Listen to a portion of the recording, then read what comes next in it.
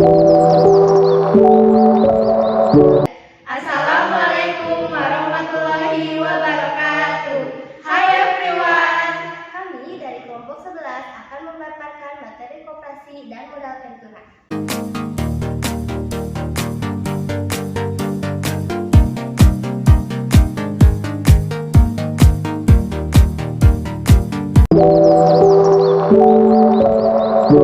Yang pertama itu koperasi. Sejarah koperasi di Indonesia. Pada tahun 1896, Patih R. Arya Wiryaatmaja, seorang pramupraja di Purwokerto, mendirikan sebuah bank bagi para pegawai negeri. Alasannya, ia ingin membantu para pegawai yang kian menderita akibat meminjam uang dan dibebankan bunganya yang sangat tinggi. Selanjutnya, asisten residen Belanda bernama De Wolfert Westerdorp mengusulkan perubahan nama bank menjadi Bank Pertolongan, Tabungan, dan Pertanian. Dia juga mengajukan perubahan menjadi koperasi. Selepas Indonesia menyatakan kemerdekaannya, gerakan koperasi ini mengatakan Kongres Koperasi untuk pertama kali dilaksanakan di Tasikmalaya pada 12 Juli 1947. Kongres itu sukses menelurkan Sentral Organisasi Koperasi Rakyat Indonesia yang disebut juga dengan SUKRI. Tanggal kongres itulah yang menjadi cikal bakal peringatan Hari Koperasi Nasional. Selanjutnya, pada momen kongres koperasi itu juga menghadirkan wakil presiden pertama Republik Indonesia, yaitu Bapak Muhammad Hatta yang diangkat sebagai Bapak Koperasi Indonesia karena kontribusinya memberikan pemikiran tentang ekonomi serta dorongan untuk gerakan koperasi. Adapun kontribusinya, pemikiran beliau mengusulkan 3 macam koperasi. 1. Koperasi konsumsi, 2. Koperasi produksi, 3. Koperasi kredit. Selanjutnya, pengertian koperasi. Koperasi dalam bahasa Inggris yaitu cooperation dan dalam bahasa Indonesia artinya kerjasama. Menurut Undang-Undang No. 25 Tahun 1992 tentang perkoperasian, koperasi adalah badan usaha yang beranggotakan orang seorang atau badan hukum koperasi dengan melandaskan kegiatannya berdasarkan prinsip koperasi, sekaligus sebagai gerakan ekonomi rakyat yang berdasarkan atas asas kekeluargaan. Adapun tujuan koperasi, berdasarkan pengertian koperasi secara umum dari para ahli, pembentukan koperasi bertujuan untuk meningkatkan kesejahteraan ekonomi dari para anggotanya. Tujuan lainnya antara lain 1. Memperbaiki taraf hidup maupun ekonomi para anggota serta masyarakat sekitar. 2. Membantu pemerintah mewujudkan kehidupan masyarakat yang adil dan makmur. 3. Meningkatkan tatanan perekonomian di Indonesia. Selanjutnya, karakteristik koperasi di Indonesia yang membedakan koperasi di negara lain diantaranya 1. Suatu badan usaha yang dibenarkan mencari keuntungan seperti badan usaha lainnya tetapi tidak menjadikan sebuah tujuan utama. 2. Beranggotakan orang seorang mengandung bahwa anggota koperasi terdiri dari kumpulan modal. 3. Beranggotakan badan hukum koperasi. Artinya, koperasi yang sudah berdiri dan berbadan hukum dapat membentuk koperasi dengan tingkatan yang lebih besar atau luas. 4. Kegiatannya berdasarkan ke prinsip koperasi. Artinya, dalam menjalani aktivitasnya berpedoman pada prinsip koperasi seperti yang dijelaskan pada Undang-Undang Nomor 25 Tahun 1992 Pasal 5.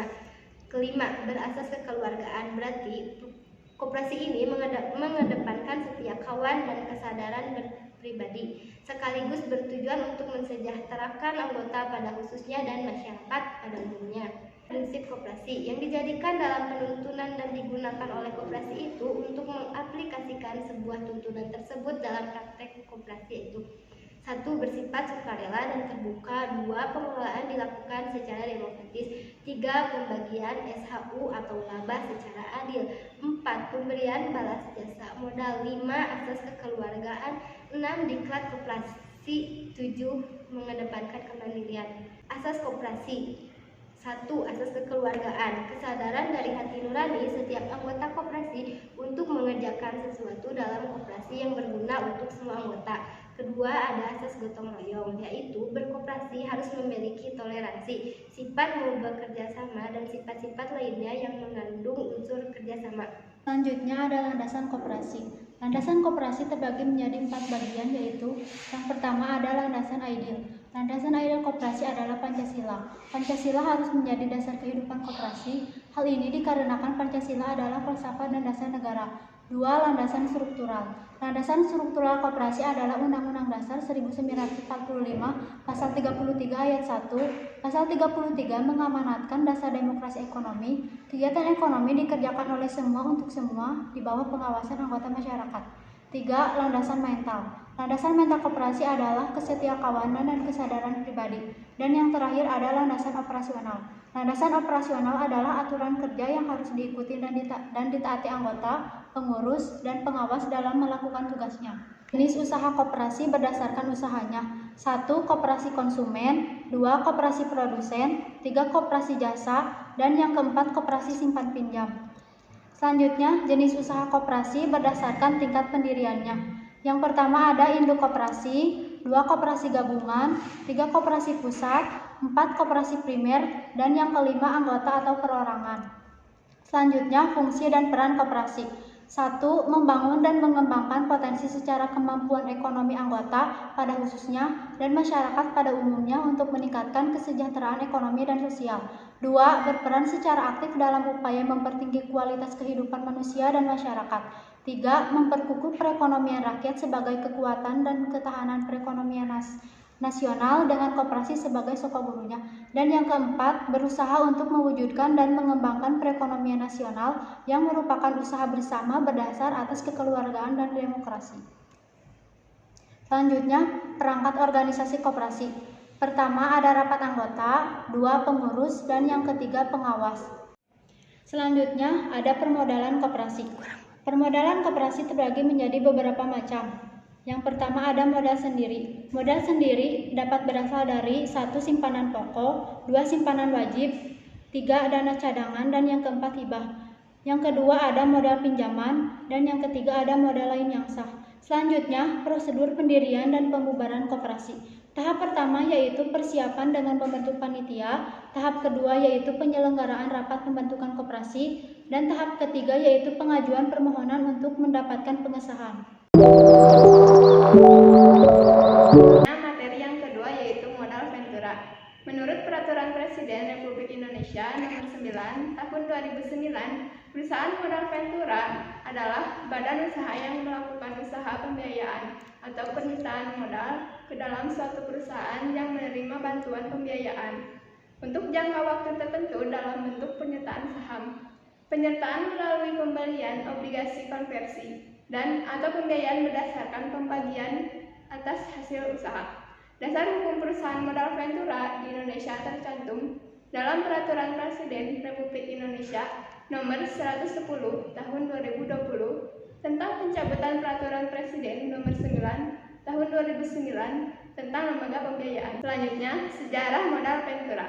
Awal modal ventura muncul di Indonesia diawali dengan berdirinya PT Bahana Pembinaan Usaha Indonesia atau BPUI yang berlandaskan pada PP Nomor 18 Tahun 1973 mengenai penyertaan modal negara untuk membangun perusahaan perseroan yang bergerak di bidang penyertaan modal.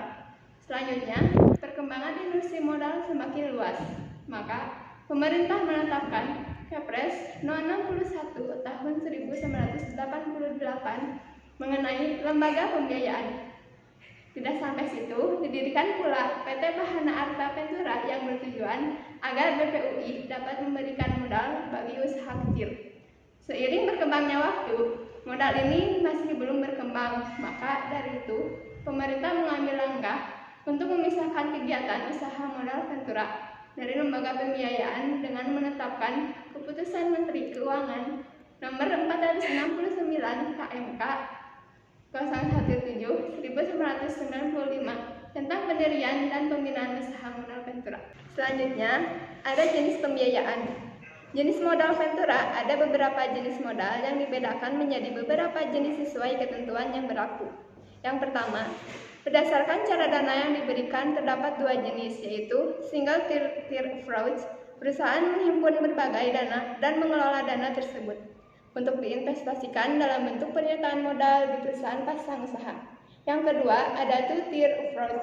Modal dikelola oleh 2 badan usaha terpisah, yaitu satu perusahaan sebagai penyedia dana atau fund company dan yang satu sebagai pengelola atau manajemen company yang bertugas mengelola dari dana fund company.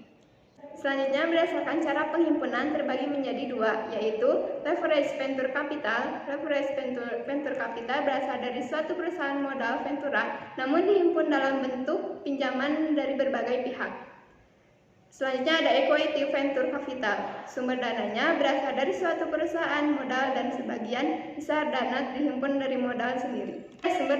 Sumber dana dari dalam perusahaan, yaitu setoran modal dari para pemegang saham, cadangan laba yang belum terpakai, laba yang ditahan. Tujuan modal ventura. Yang pertama, pelaksanaan pendirian atau pembentukan sebuah perusahaan baru. Yang kedua, membantu perusahaan yang sedang mengalami kesulitan dana dalam pengembangan usahanya, khususnya pada tahap awal. Yang ketiga, memperlancar mekanisme investasi dalam dan luar negeri. Yang keempat, mengalihkan pemilikan sebuah perusahaan. Yang kelima, mengembangkan teknologi baru dan ahli teknologi. Selanjutnya, manfaat modal ventura.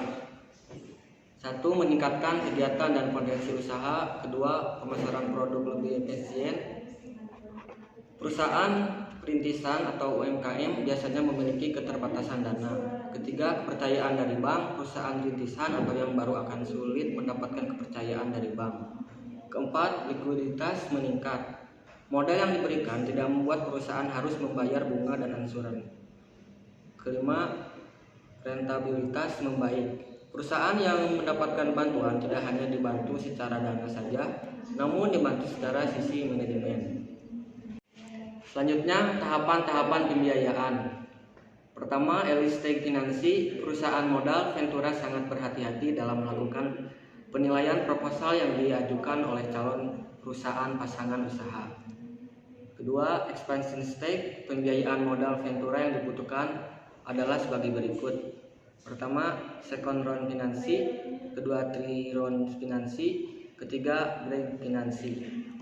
Selanjutnya, bentuk pembiayaan. Pertama, pernyataan modal langsung. Kedua, semi equity financing. Ketiga, pembiayaan bagi hasil instrumen. Faktor kurang berkembangnya modal ventura. Pertama, belum dikenal. Kedua, resiko. Ketiga, kesesuaian. Keempat, tenaga profesional. Kelima, pasal modal. Dan keenam, peraturan perundangan. Bentuk kesepakatan. Kesepakatan antara PMV dengan PPU tertuang dalam kesepakatan formal atau perjanjian tertulis, di mana isi perjanjian tersebut meliputi jumlah pembiayaan, cara penarikan atau pencarian, jadwal penggunaan bantuan dana, bentuk balas jasa finansial, cara jumlah waktu pembayaran balas jasa finansial, cara dispensasi. Sekian dari kelompok kami. Mohon maaf apabila ada kesalahan. Terima kasih. Dadah.